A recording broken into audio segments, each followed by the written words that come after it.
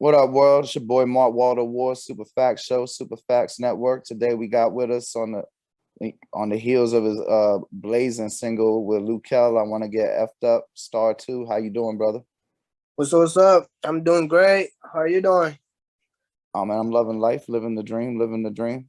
So For you sure. know you got a very well. I'm not even gonna say it's a unique story because it's all too common. It's unique for an American musician. But before we get into that, let's talk about your new song. I want everybody to go watch the "I Want to Get Effed Up" video, and I just got a few questions about that. Who For who was sure. the who was the girl in the video in your scenes? Out of curiosity. Her name is Megan. She like actress. She was basically the model for the shoot. She was chill. She was real cool. She Yeah. seemed she seemed real professional. I don't know, like I Oh don't know. yeah, yeah. She was a very great actor. She act very well. Yeah, like hitting her marks and all that type of stuff. I mean, I ain't Her, trying to be pretentious or nothing. I don't know. She just stood out, so I wanted to make sure she got a little oh bit yeah, of flowers. definitely did. The other girl and Luh Kel in the car with Luh Kel, that girl was supposed to like stand out too, but she didn't act as good as that girl that we already knew it. Like Megan was gonna be the star of the in the video for the female, you know? Where now I can dig it. So just Yeah. out of curiosity, when you personally are saying you want to get effed up, what are you referring to? Just like don't want to think about the problems, don't want to feel love. I just basically want to feel numb and turn to the side of turn to like drugs and stuff like that, like getting wasted, all those stuff, Yeah, I know, just in mom. any aspect, Hell yeah, I know. getting high, all that stuff. Okay, okay. I was just curious. Um, and then on your Spotify bio, it said that that you I can't remember the exact phrasing, but you listen to and I don't want to say copy because that's the wrong word, patterned well, it was influenced by. It was influenced by like Justin Bieber, Bruno Mars, and Luh Kel. And so Yes. I'm curious, And how did you become aware of Luh Kel's music, and then how'd you end up working with him? shoot, it started when like his song has just came out wrong, and it was annoying because this song has just been popping up everywhere. People be sharing it. It was crazy. And now the song is big, and then like I go back and listen to it when I was in his like I guess like when I was in his shoes when I felt that, and then whatever happens to me, like I could relate to the song. I'm like, oh man, this dude is smooth. I love his sound. I love the way he's like hitting every notes and stuff. I'm like, I need to do a feature with him one day. Luh Kel's really cool, bro. He's very chill. I talk to him. Yeah, he still stays in touch with me, even though he don't follow me back on Instagram. Luh Kel, follow me back if you see this. Yeah, And that yeah, but yeah, I had to chill. And ever since then, my manager's like, oh, we got you a feature with Luh Kel. What song you trying to make? I made two songs. One was like a hype, like love type of thing, and the other one was the one that he chose. And yes, ever since then, we sent him that song out, and he sent it back to us. Then we locked in a video shoot session, and we made a movie out of it, man. That's yeah. how Nah, how I see it's doing big things. I see them numbers been jumping. So yeah. Shout out to Luh Kel and congratulations on the success of the song. Mm-hmm. So what I wanted to talk about though, and as I said, Mm-hmm. this is a unique story for a hip hop podcast, but unfortunately, in the world, it's an all too common story. So you was in a Thai refugee camp in Burma when you was Yes, like, sir. and that's like Myanmar for those who don't know what Burma is, but Word. Hey, respect to you for knowing that, for doing your research too. I mean, I try to stay abreast of geopolitical matters as much as I can. But so what was the circumstances that led you to being in a refugee camp? How old were you, and what was it like while you were there? I'm glad you asked. Well, my grandparents, like my grandmas and stuff, she had to flee from like her villages, like from the Burmese military, like the government, order issues to like wipe us out, basically, like take us out off the map, off the world. Basically, we were like going extinct. Basically, there's Yeah, only a few. it was genocide. I mean, there's no other Yeah. way to put it. I'm well aware of the situation. So yeah, after that, my grandma fled into the refugee camp called Melai Camp, and and in the refugee camp we have this thing where it's like a lottery. You get chosen to come to the U.S. or Australia or wherever, you know, like a different country other than the country you're in at that moment. So we were very lucky. But as a kid, I never grew up with my parents, like my mom or dad. I grew up with my grandma, so she basically had to like say that my parents were dead in order for her to like for her to be able to come and bring me with her to the U.S. or else I would have been left there alone with somebody's family. You know, who knows? But Yeah. I'm very blessed to be out here and making my own way, my own path, doing something good. And in the future, I'll definitely give it back to my people too. You know, in my community where I grew up in. But yeah, that's how it started. It's What crazy. have you connected back with your parents? Uh, well, ever since I blew up, man, you know, I didn't need to hit them up. They're the one that Uh, found, yeah, because, you know, my people be sharing my stuff. They'd be like, oh, this the Korean hardest Asian American artist. He's doing it big. Nobody else is doing it like me. I'm the first, bro, for my people. So that's why my parents been reaching out to my grandma, and after that, my grandma's like, oh, they're your parent at the end of the day, so you should talk to them. I talk to them, but you know, I still got love for them, but I don't love them as much as I love my grandma and the person, my momager that's helping me out right now. She's American, by the way. nah, I feel you, bro. Like, you know, people try to tell you that like you gotta do this or you gotta do that because you feel guilty later. But you know, I feel like you should listen to yourself because like whatever's that you're Yeah, feeling inside, that's what like you know, God, the universe, whatever is telling you, and like that ain't no accident. You know what I mean? yeah. So when Well, you oh good, my bad, good. my bad, but at the end of the day, it's like you gotta help yourself before you could help any other person, bro. You gotta Word. make sure 100%, 110% good. You know, in life, with money situation, with living situation, with everything in life. If you're 100% good with everything in life, then you could help anybody you want. Then you could really like give it your all when you help them, and not just like half asset. You know, you're like, here, 5K, go do whatever you want with the money. Nah, not that kind of help. I'm talking about like help that make sure it's like growing a tree from the ground to the top. Make sure it's like fully grown and make sure they're good too. Yeah, Help them. teach them how to fish. Don't give them Yep, a fish sandwich. I feel you.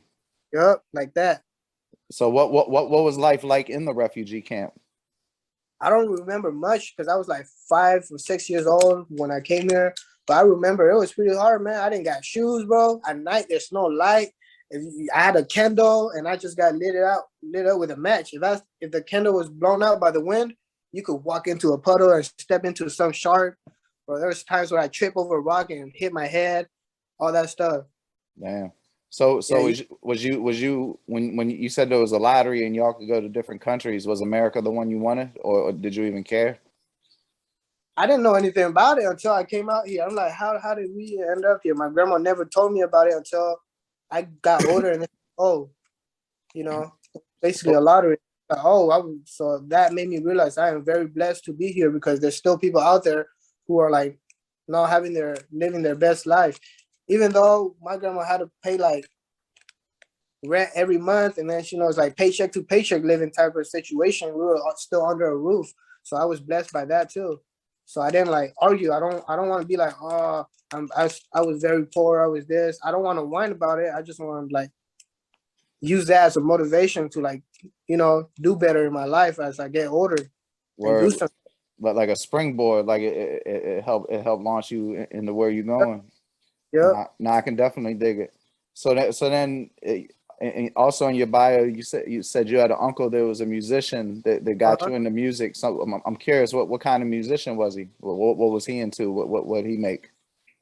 Oh, he's into like love stuff with his like friends. They do like more like church stuff. He learned how to drum, play guitar, all of those instruments. Man, I'm jealous. I wish I knew how to play all that. But You got yeah, time, man. You got time. Shit. I def- Ain't nothing between you and that but air and yeah. opportunity, brother. But at the moment, yeah, he had fallen off. He was a letdown to my grandma because he was like the oldest. But yeah, drug took over him, man. Yeah, I So mean, that shit definitely I, happens. yeah, I had to become the bigger person in the house. I had to become the man of the house, bro, because I was up next. Man, I was you must have been pretty young. yeah, I was hella young, bro. When he got locked up, I was probably like 10, 11. Damn. I was young. I had to like, yeah. And he was like barely about to graduate high school. He didn't even get to graduate. He got locked up, and ever since then, it went sideways, rolling Yeah. down. I mean, at least he got you into music, so you know that's a gift to the world that we'll always have. You're right about that. Yes, sir. But I don't hate him, Once, like I said, I have to help myself and make sure I'm good. Then I could go back out and help him, put him in rehab, all that stuff. Word, yeah. I mean, yeah. I know too much about that type of stuff actually, but that's neither here nor Yeah, there. So not just, yeah. so then, what was your personal first venture into music? Like you started singing at church or whatever. Like how'd you get into it? I had no choice when I was a kid. I had to go to church. I was made to go sing up on stage. Uh, Or I would get spanked. Asian parents, they don't care, man. And they'll let other Asian parents spank their kids too. They don't care. So I'm like, yeah, damn. So I had no choice until I was like 13. I would ditch church. I don't want to go again. I hated there. I can imagine. Shit, probably performing was probably the best part, huh? Ah, man, that shit was nervous. Ah, yeah. It was scary because it's probably like 40, 50 people in the room. It's like all the community come out, church every Sunday. You Yeah, be doing a lot of performing now. You still be feeling nervous? oh, no, I am not nervous anymore, bro. Not anymore. Give me 100,000 fans. I'll be the happiest person on earth. I can dig it. I was watching. I want to shout out you. Actually, before we get to that, I saw you had a little four-wheeling accident yesterday, huh, man? Yeah. Yeah, man. That foot, man. I ain't rode one of them shits in a minute because I'm a two-time felon, and part of my shit is I can't have a driver's license the rest of my life. Oh, So I would hate to get caught. Like down here, you gotta have. I mean, I'm in Florida. You gotta have a license to drive them shits, and I hate to get caught, catch a stupid felony for that shit, and do life in prison. But I used to rock with the four wheelers hard. So I ain't never get to ride it in no place like you did out there. It looked like Cali, whatever, but them hills look yeah. vicious. That shit Desert, man. looked fun, man. It was lit, boy. It was lit. I was having the life, man. That day was hella fun. Lil Papa came out. It was for a music video featuring Lil Papa. Okay, that's what's up. How reckless is you? You go hard with it. You be jumping off hills and shit, trying to do wheelies. Well, I was just doing donuts, and there was a big ass hole, like, and one of the wheel got clamped into, like, fell down into a hole, I guess, or it flipped, and it was so we were filming the music video, and then we caught all that stuff on tape, and we're like, oh shoot, let's use this. Yeah, why not? Shit, The title is real life. shit. It probably costs like $10,000 to do that on purpose. So you might as well use it for free on accident, right? Yeah, yeah. So, but But yeah, now I was gonna say though, like I loved it. I mean, I only got to watch like 3 or 4 of them, but man, that Adventures of Star series you do is really dope. Like I don't see no one else really doing nothing like that. And bro, I bet as you rise, I bet you're gonna start seeing way more people doing. I mean, some people do stuff like that, but it's more like off and on or less professional. yeah. Like that looked like a real live TV show, basically. Well, yeah, I got a whole vote of them. Like, I have a whole file of them that's being released like once a week or once every 2 weeks or once a month. There's a lot of videos that's already in like file, ready to go. Things Man, I've man, you might need to start pitching the streamers or something, man. Oh yeah, man, it's gonna be a Netflix documentary probably pretty soon, maybe. You never know. Once I become big, that's gonna become a Netflix documentary about that. We're gonna put that on Netflix. I mean, I can see it, bro, because like I ain't got front, and please don't take this the wrong way, but from listening to your music, this is not how I expected you to be. Like you're so energetic, and well, I didn't expect you to not be energetic, but you're so kind of happy, and I didn't think you was no sad boy or nothing, but I thought you was gonna be more of a little. I'm not saying you're a joke or nothing, but I thought you was gonna be more serious and shit.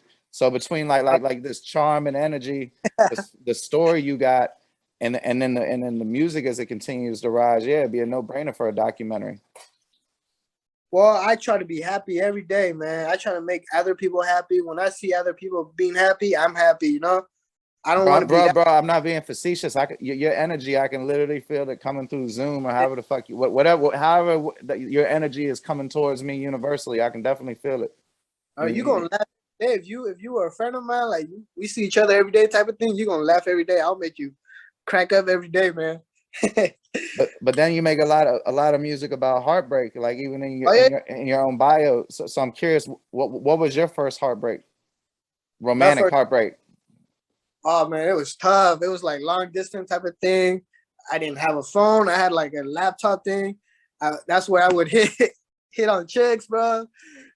Like back then, there was Instagram probably didn't even start yet, or probably it did, but it wasn't as big. I didn't even have a phone, you know, to use Instagram or anything. I had my laptop. I had to use my friend's Wi-Fi. This chick that I was dating, I could only text her when I come back home from school. It was in middle, you know, out of nowhere, this girl left me because I didn't have a phone.